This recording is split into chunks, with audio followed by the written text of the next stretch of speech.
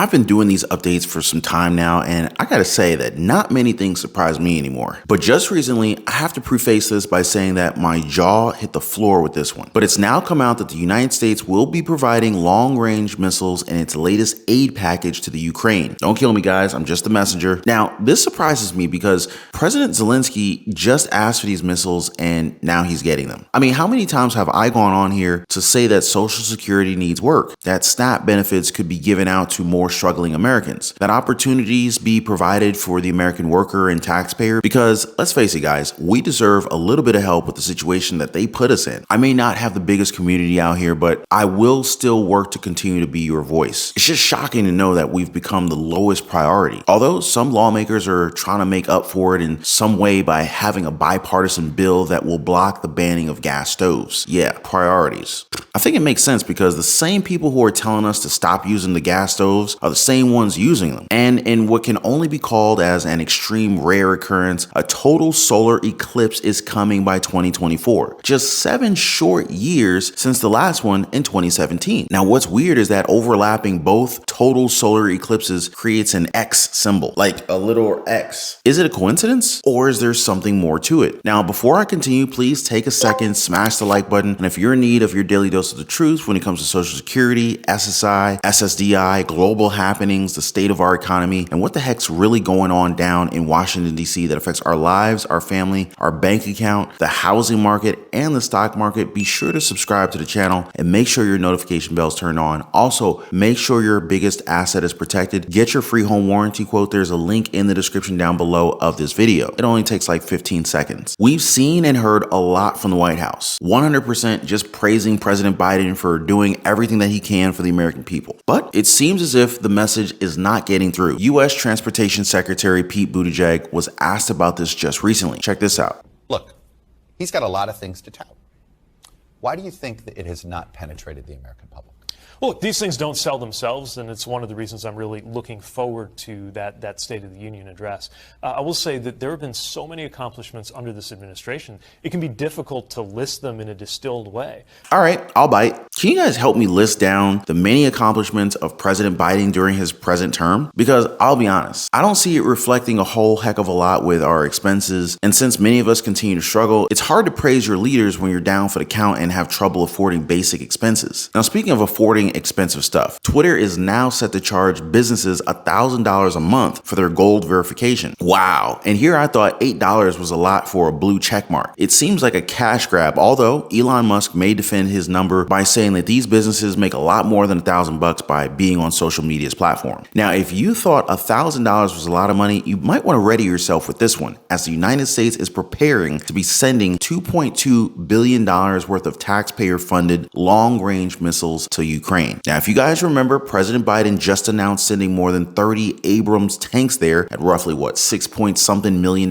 per tank? And right after he said that, Zelensky asked for both long-range missiles and fighter jets. Now, while we aren't sending jets yet, it's obvious that it's going to happen one way or another. Even with all this, U.S. officials are saying that Ukraine probably won't be able to recapture Crimea. And in what seems to be an effort for Mayor Eric Adams to recapture the attention of the migrants who refuse to leave hotels, he was seen spending a night in a shelter just to show that it's a comfortable place as well. Way to drive the point home, huh? In a tweet, Adams said that he, quote, spent the coldest nights of the year at Brooklyn Cruise Terminal with homeless hero and advocate Shams Debaran and at AM Eddie Gibbs. Our brothers are being kept warm and the team working here is giving new meaning to the words love thy neighbor, end quote. Others have praised Adams for showing up while others say that this is merely a photo op for him. What, politicians leveraging the people for a photo op? No. What do you guys think? Now, since we're talking about photo ops, one that you don't want to miss might be coming up by April 8th, 2024. What's happening? Just a total solar eclipse. And what makes this one stand out is because back on August 21st, 2017, a total solar eclipse called the Great American Eclipse spanned from the northwest to the southwest. And this 2024, it's going to create an X shape that will again cover parts of the country by going through the southwest to the northeast, intersecting with southern Illinois. Illinois. Now, there has been a lot of talk about what this could all mean, with some just saying that we're pretty lucky to have a chance to see a total solar eclipse within a short few years, not to mention that they could even cross paths. Some have said that this could be a warning for us and that another total solar eclipse will take place by year 2027, the same year that China plans to invade Taiwan. So is this luck? Is this a coincidence? Or could this be a sign of dark times coming? You guys be the judge on that one. Now, since we're talking about warnings, the World Economic Forum may have just gotten one from Senators Ted Cruz and Joe Manchin, as they have introduced a bill that would block the Consumer Product Safety Commission from banning gas stoves. According to Joe Manchin, quote, "The federal government has no business telling American families how to cook their dinner, which is why Senator Cruz and I introduced bipartisan legislation to ensure Americans decide how to cook on their own homes," end quote. Now, I gotta be honest, this is probably one of the first times I've actually agreed with Joe Manchin. But let's be real. It's not like we didn't have enough problems on our hands with credit card bills, housing,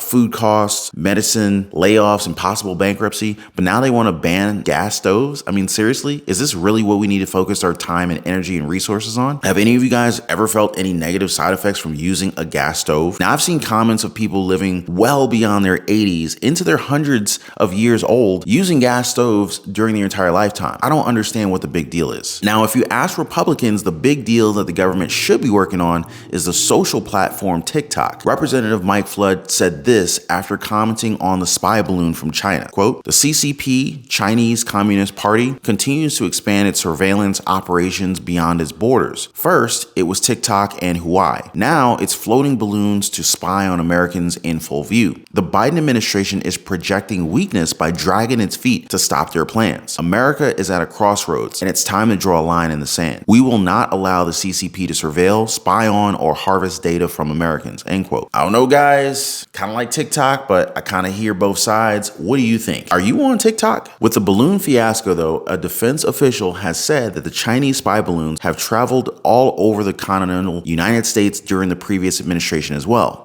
So this isn't the first time. Former President Donald Trump and a number of his top national security and defense officials have already denied the claim and said that it never happened. A senior administration official, however, said that the balloons went undetected during Trump's term, with them being part of a surveillance operation that had violated the sovereignty of other countries as well. But what are your thoughts on this? And do you think China would ever do such a thing to foreign nations? That one was loaded with sarcasm. I'm pretty sure you picked up on that one. Anyway, with all the talks of balloons and spying, we must not forget about the problems that we face as Americans every single day. I know I don't need to spy on you guys to understand that many of us are struggling and that you want to find more ways to make money. Now, if you want to learn more about budgeting or about wise investments in the stock market, real estate, maybe you're interested in creating multiple streams of income through side hustles or small businesses, feel free to join us over in the Patreon community down below. And if you're looking to protect your assets, gold is a great way to do so. Be sure to check out the link in the description down below for the best way to invest in gold. We got to play it smart, guys. And I'm excited to get you guys back to the road of financial freedom. Now, before I go, please don't forget to drop a like, thumbs up for the video. Totally helps out with the YouTube algorithm, and subscribe for your daily dose of the truth. I appreciate you guys watching. Be kind to one another, and I'll see you guys on the next one.